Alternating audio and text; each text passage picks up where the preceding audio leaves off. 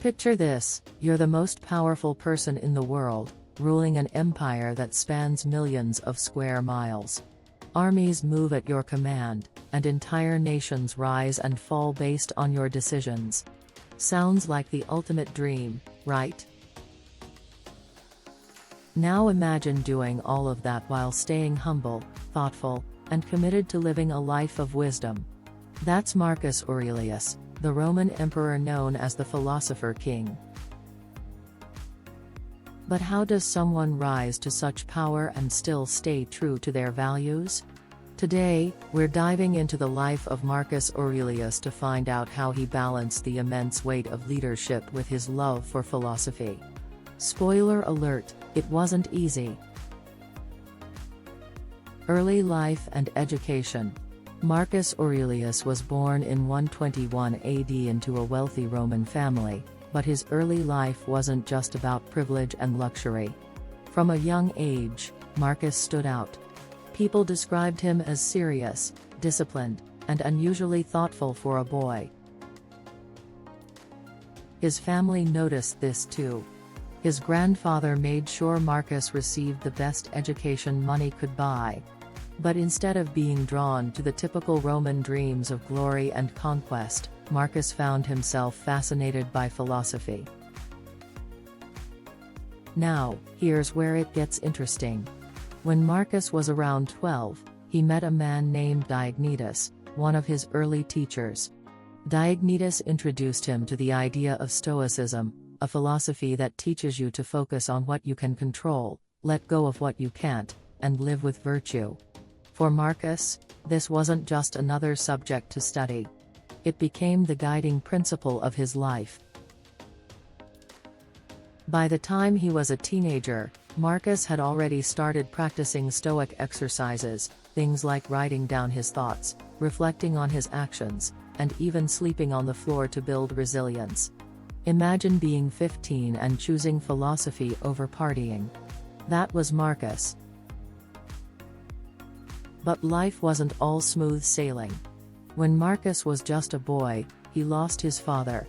This could have easily made him bitter, but instead, he leaned into his Stoic beliefs. He realized that he couldn't change the past, so he focused on becoming the best version of himself for the future. Little did he know, this mindset would prepare him for one of the most challenging paths a person could walk, the road to ruling the Roman Empire. The path to power. Marcus Aurelius' rise to power wasn't a straight line. In fact, if you looked at his early life, you wouldn't have guessed he was destined to rule the Roman Empire. The turning point came when he was adopted by his uncle, Antoninus Pius. Here's the backstory: Emperor Hadrian, who ruled before Antoninus, didn't have any biological heirs. So, he came up with a plan. He adopted Antoninus Pius as his successor, but on one condition: Antoninus had to adopt Marcus Aurelius and another young man, Lucius Verus. This made Marcus a direct heir to the throne at just 17 years old. Imagine the pressure. One day, you're studying philosophy and practicing Stoic principles, and the next, you're being groomed to lead the most powerful empire in the world. But instead of letting it overwhelm him, Marcus leaned into his studies. He knew that ruling Rome would require more than strategy; it would require wisdom, discipline, and the ability to stay calm under pressure. Under Antoninus Pius, Marcus spent decades learning how to govern. He wasn't rushed into power, and that was a good thing. He had time to observe, learn, and prepare himself. During this time, Marcus built a reputation for being fair, humble, and deeply committed to his principles. But here's the thing: being an heir didn't mean Marcus could avoid hardships. He faced political schemes, the weight of expectations, and the constant possibility of war. Through it all, Marcus kept returning to his Stoic roots, reminding himself to focus on what he could control and to let go of what he couldn't.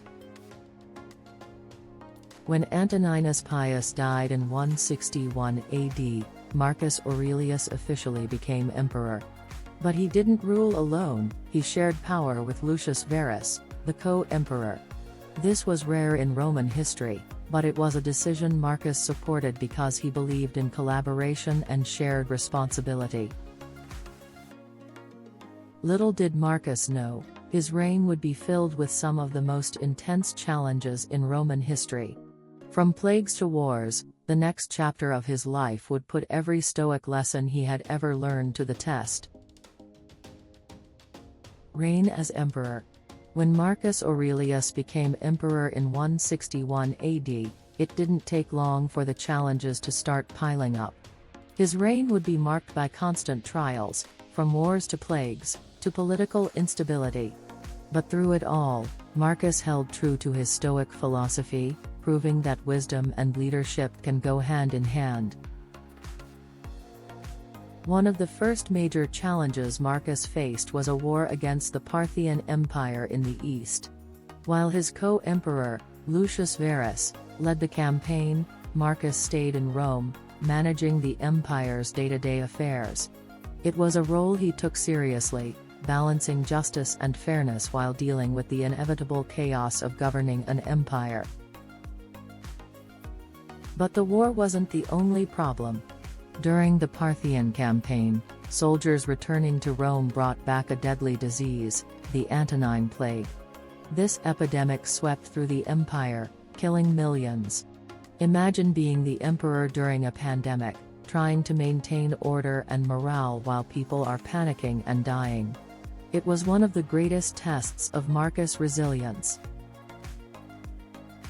And then there were the wars in the north.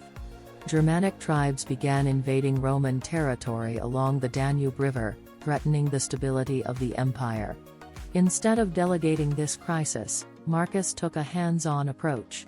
He led his troops personally, spending years on the battlefield despite harsh conditions and his declining health. Now, here's what's remarkable: through all of this, Marcus didn't complain or give in to despair. Instead, he used every challenge as an opportunity to live out his Stoic principles. He reminded himself that suffering and hardship are inevitable, but how you respond to them is what matters. This mindset is reflected in his writings, which he recorded in his private journal, now known as Meditations. These weren't meant to be published, they were personal reflections, a way for Marcus to keep himself grounded. In one passage, he writes, "You have power over your mind, not outside events. Realize this, and you will find strength." Despite his wisdom and efforts, Marcus' reign wasn't perfect. He made mistakes, like any leader would. But what set him apart was his ability to own those mistakes, learn from them, and move forward. As his health worsened in his later years, Marcus continued to lead with courage and humility. He passed away in 180 AD, leaving behind not just a legacy of leadership but also a timeless example of how to live a meaningful life in the face of adversity.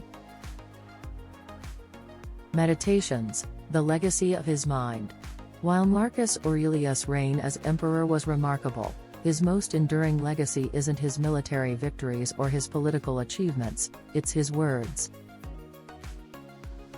Marcus kept a private journal, never meant to be read by anyone else. This journal, now known as Meditations, is one of the greatest works of philosophy ever written.